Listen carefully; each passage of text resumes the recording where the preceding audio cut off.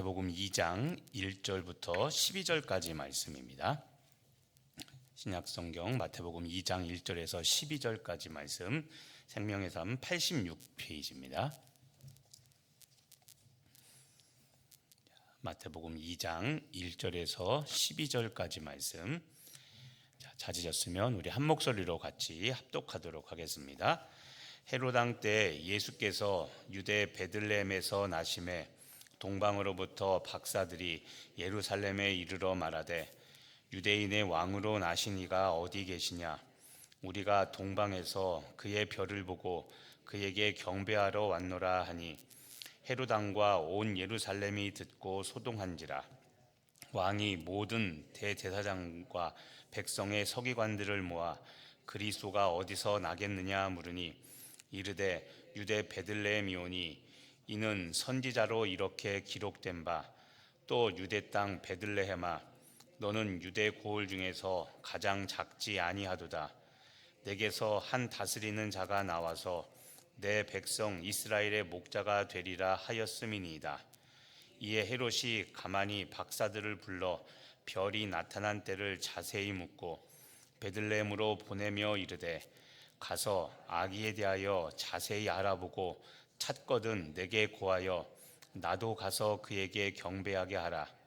박사들이 왕의 말을 듣고 갈새 동방에서 보던 그 별이 문득 앞서 인도하여 가다가 아기 있는 곳 위에 머물러 서 있는지라. 그들이 별을 보고 매우 크게 기뻐하더라.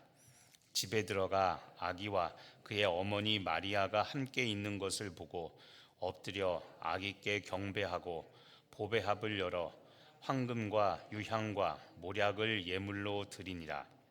그들은 꿈에 헤롯에게로 돌아가지 말라 지시하심을 받아 다른 길로 고국에 돌아가니라. 아멘. 오늘 말씀은 예수님의 탄생과 관련된 이야기죠. 먼저 첫 번째 우리 같이 한번 살펴볼 게 있습니다. 1절에 보시면 예수님을 찾아 동방에서 온 사람들이 있습니다. 누구냐면 1절 같이 한번 읽어보겠습니다. 1절 헤롯 왕 때 예수께서 유대 베들레헴에서 나심에 동방으로부터 박사들이 예루살렘에 이르러 말하되, 거기까지입니다. 동방에서 누가 왔습니까? 박사들이라고 되어 있죠. 박사들. 2절에도 보면 이들이 누군지 나와 있습니다. 2절에 보면 이제 같이 한번 읽어봅니다. 유대인의 왕으로 나신 이가 어디 계시냐? 우리가 동방에서 그의 별을 보고 그에게 경배하러 왔노라 하니. 여기서 보면 동방에서 왔다고 이야기하죠. 그런데 1절에서는 박사들이라고 이야기합니다. 우린 박사라고 그러니까 지금 말하는 박사로 생각하기 쉽습니다. 그렇죠? 박사들이라고 하니까. 근데 여기서 말하는 박사는 지금 말하는 우리가 박사학위 소지자할 때 그 박사가 아니라 원래는 점성술사라는 뜻입니다. 점성술. 점을 치는 사람들입니다. 오늘도 보면 동방 박사들이 무엇을 따라왔습니까? 2절에 보니까 별을 따라왔다고 그랬죠. 그러니까 여기서 말하는 박사가 어떤 의미냐면 페르시아 그 왕궁에서 꿈을 해석하거나 천문학, 그다음에 점성술이라고 했죠. 점성학, 천문학이나 점성학의 이 현상을 분석하는 이 사람들을 박사라고 부른 겁니다. 그러니까 지금 우리가 사용하는 박사하고는 조금 의미가 다르다는 것을 알고 있어야 됩니다. 이들이 예수님을 찾아왔습니다. 그런데 중요한 게 있습니다. 여러분, 이 박사 지금 어디 왕궁에서 온 사람들이라고 했습니까? 페르시아라고 그랬죠. 그러면 이 사람들은 유대인일까요? 이방인일까요? 그렇죠. 유대인들이 아니라 이방인들입니다. 이방인들인데 지금 메시아 구세주 예수님이 탄생했다는 소식을 듣고 여기까지 온 겁니다. 그렇다면 이번엔 4절을 보죠. 4절. 헤롯왕도 이제 이 소식을 듣고 예수님의 탄생을 묻습니다. 그런데 헤롯은 4절에 보니까 누구에게 물을까요? 자, 4절 같이 한번 읽어보겠습니다. 왕이 모든 대제사장과 백성의 서기관들을 모아 그리스도가 어디서 나겠느냐 물으니. 자, 그리스도 메시아입니다. 메시아 예수님이 어디서 나겠느냐라고 묻는데 누구에게 물었습니까? 두 사람이었죠. 한 명은 대제사장, 또 한 부류는 서기관들입니다. 대제사장과 서기관은 유대인일까요? 이방인일까요? 유대인들이죠. 유대인들이니까 당연히 대제사장과 서기관들을 하죠. 근데 제가 아까 물었죠. 별을 따라 찾아온 사람들은 이방인, 동방박사라고 말하는 이방인들인데 문제는 유대인들입니다. 유대인들은 대제사장과 서기관들이 예수님의 그리스도가 어디서 나냐 이것에 대하여 알고 있었죠. 그런데 5절과 6절을 보시면 종교 지도자들, 지금 말한 대제사장과 서기관들은 예수님의 탄생 장소를 알고 있었을까요? 모르고 있었을까요? 자, 5절을 보시면요. 5절 이르되 유대 베들레헴이니 이는 선지자로 이렇게 기록된 바. 자, 이르되 어디에서 태어난다고 말하고 있습니까? 베들레헴이라고. 자, 장소를 정확히 알고 있습니까? 모르고 있습니까? 알고 있죠.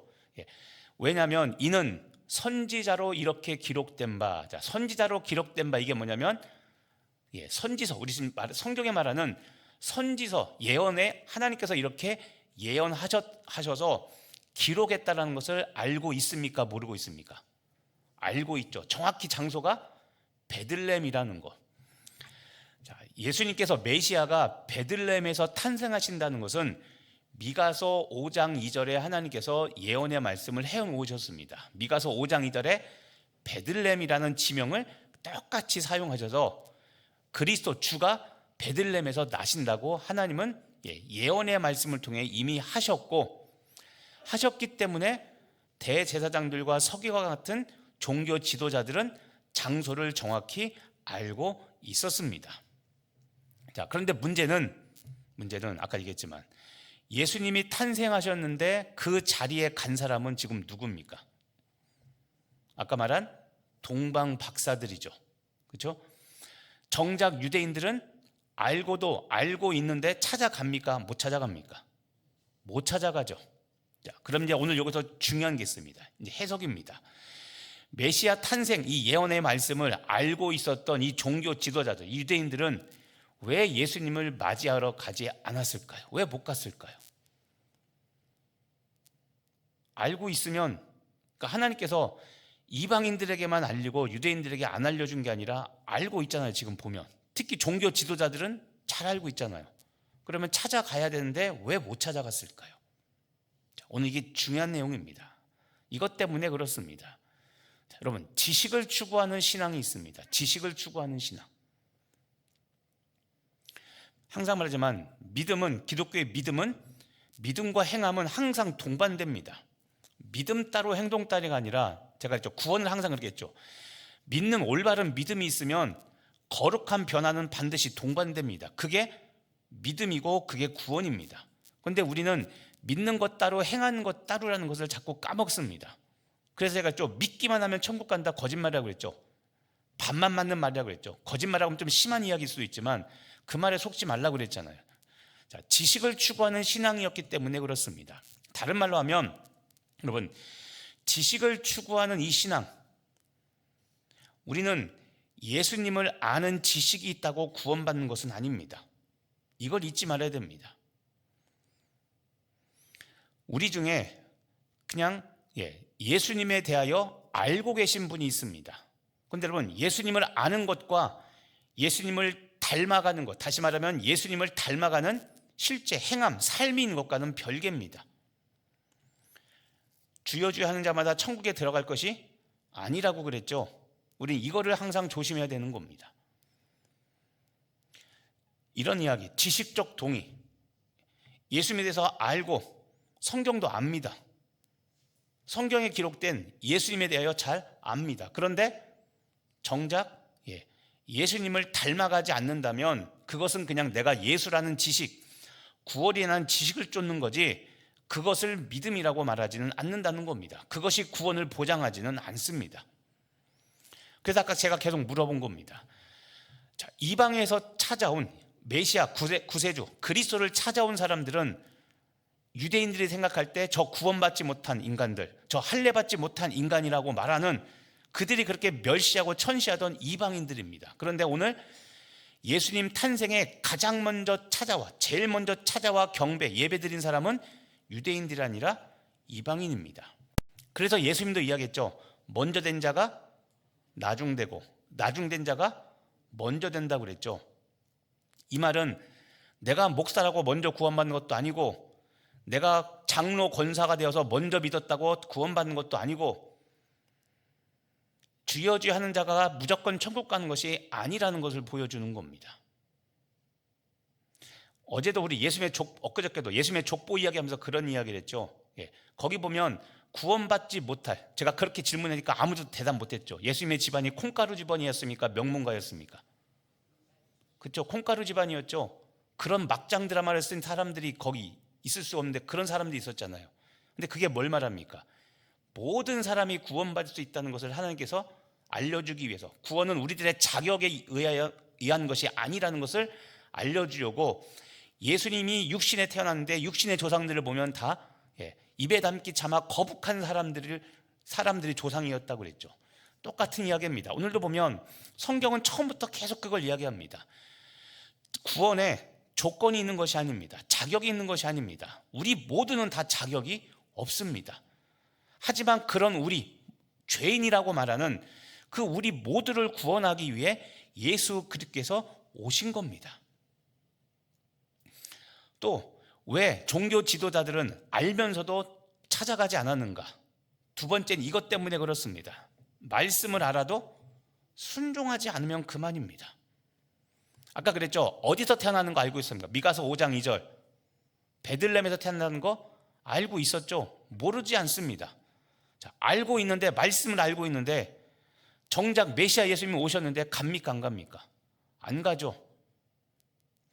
보면 오늘 본문에 보면 헤롯은 자기도 찾아간다고 말하고 있습니다. 그런데 여러분, 헤롯이 찾아간다는 것은 진짜 예수님을 경배하러 가려는 게 아니라 뭐 하러 가는 겁니까? 그렇죠. 예수님 잡아 죽이려고 간다는 거죠. 그러니까 여기서 간다는 것은 의미가 전혀 다른 겁니다. 동방 박사들은 이 땅에 오신 메시아 예수님을 경배, 다른 말로 예배입니다. 경배라는 말이. 이 땅에 오신 예수님을 예배하려고 간 건데 헤롯은 그 오신 예수님을 죽이러 가려고 지금 알아보라고 거짓말하고 있는 겁니다.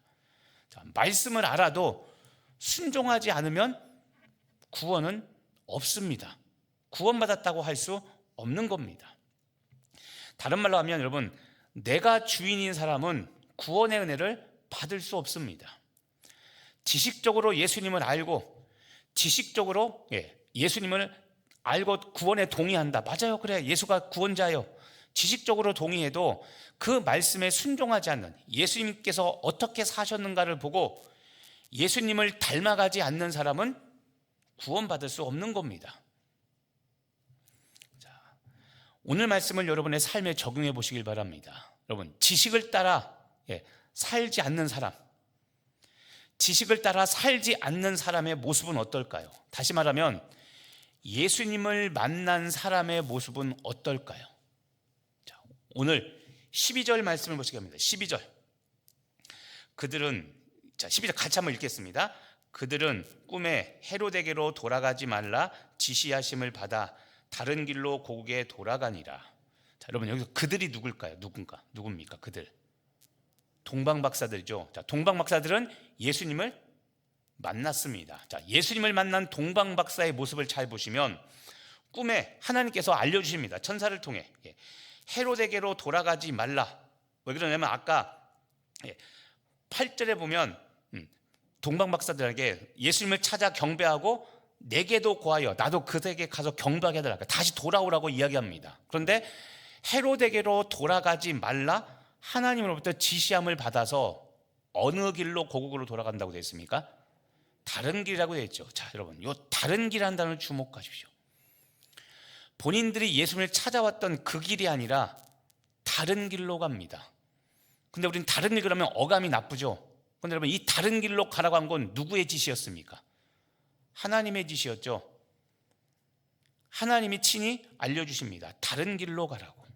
자, 여기서 우리가 주목할 게 있습니다. 여러분, 예수님을 만난 사람은 더 이상 과거의 길로 돌아가지 않습니다.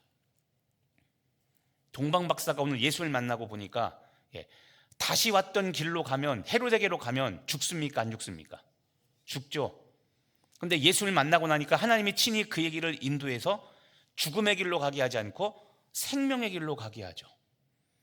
그래서 여러분 말합니다. 예수를 만난 사람은 이전의 삶을 살지 않고 어떤 삶을 삽니까? 새로운 삶을 삽니다. 자, 또 묻겠습니다. 예수 믿으면 변합니까? 안 변합니까? 변하죠. 다시 봐야 됩니다. 안 변한 내가 이상한 거지, 예수 믿으면 변한다고 이야기합니다. 다른 길을 갑니다. 내가 곧 길이요 진리요.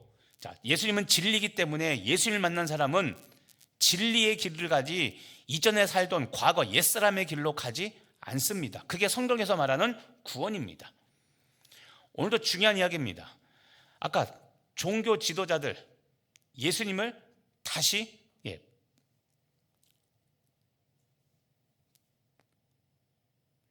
말씀에 기록된 예수님을 알고 있는데 그들은 말씀에 순종하지 않죠.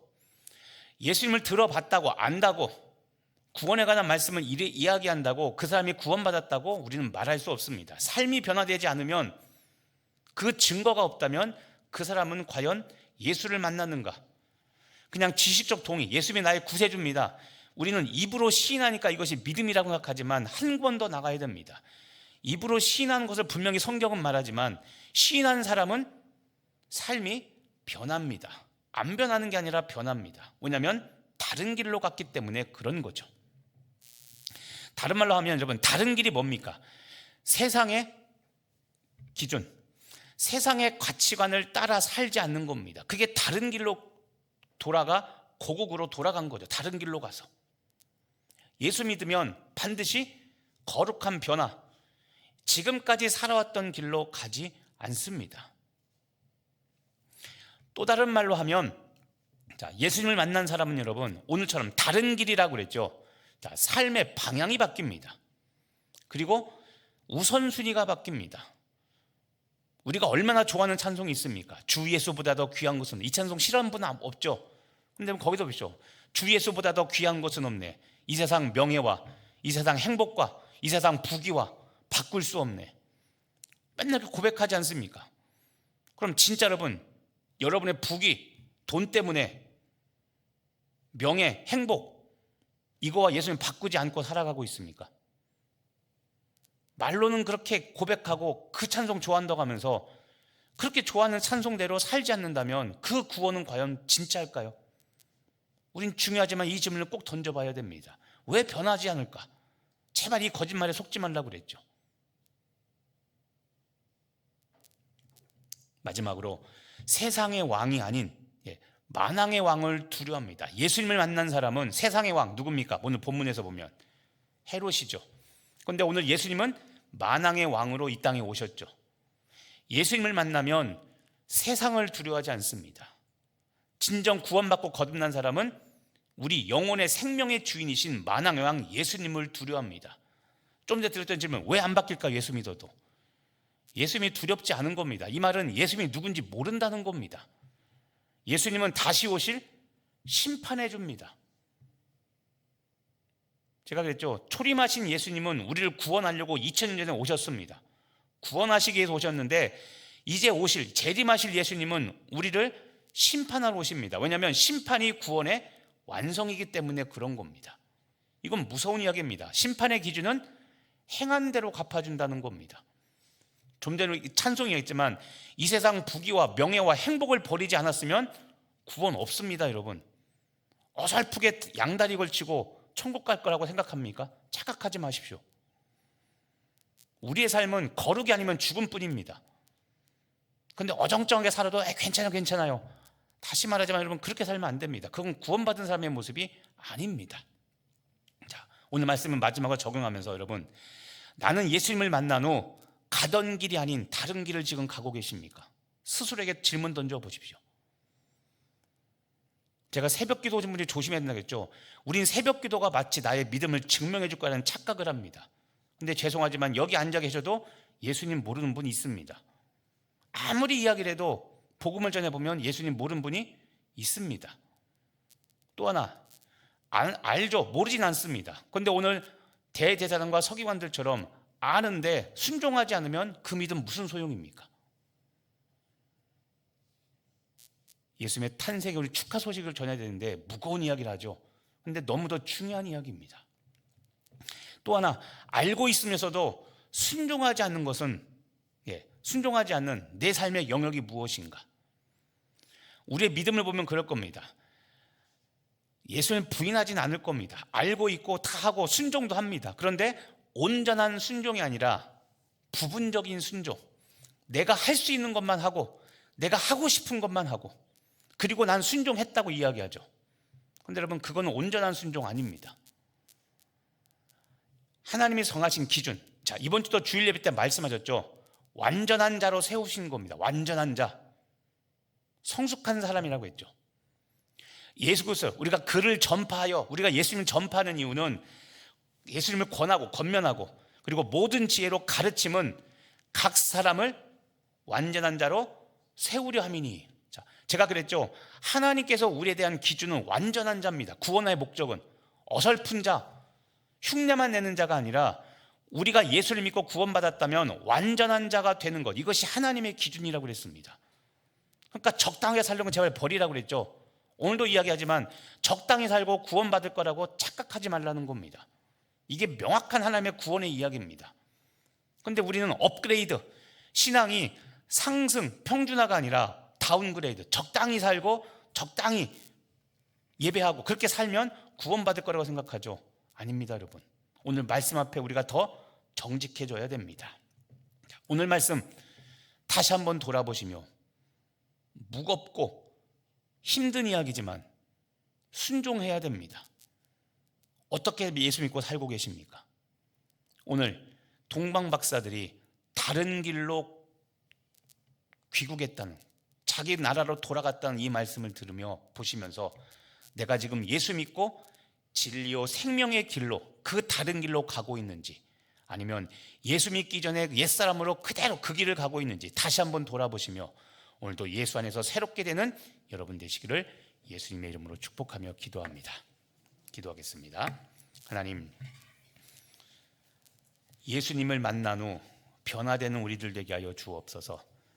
수없이 봐왔던 예수님 탄생의 말씀인데 하나님, 그저 또 동방박사 이야기, 헤롯 이야기 그렇게 끝나지 않게 하여 주옵시고, 이방인인 동방박사들이 가장 먼저 예수님을 찾아와 맞이한 사람이라는 것, 그것이 이방인이라는 이 사실, 이 말씀 앞에 구원을 다시 돌아보게 하옵시고, 그렇게 수천 킬로 예수님을 찾아와 예물을 드렸던 이 사람들, 하나님께서 친히 나타나셔서 그들에게 다른 길을 알려주시며 생명의 길로 인도하셨던 것처럼 나도 지금 예수 믿고 완전한 자로 세워져 가고 있는지 스스로 내 삶을 돌이켜보며 말씀 앞에 순종하게 하여 주시옵소서.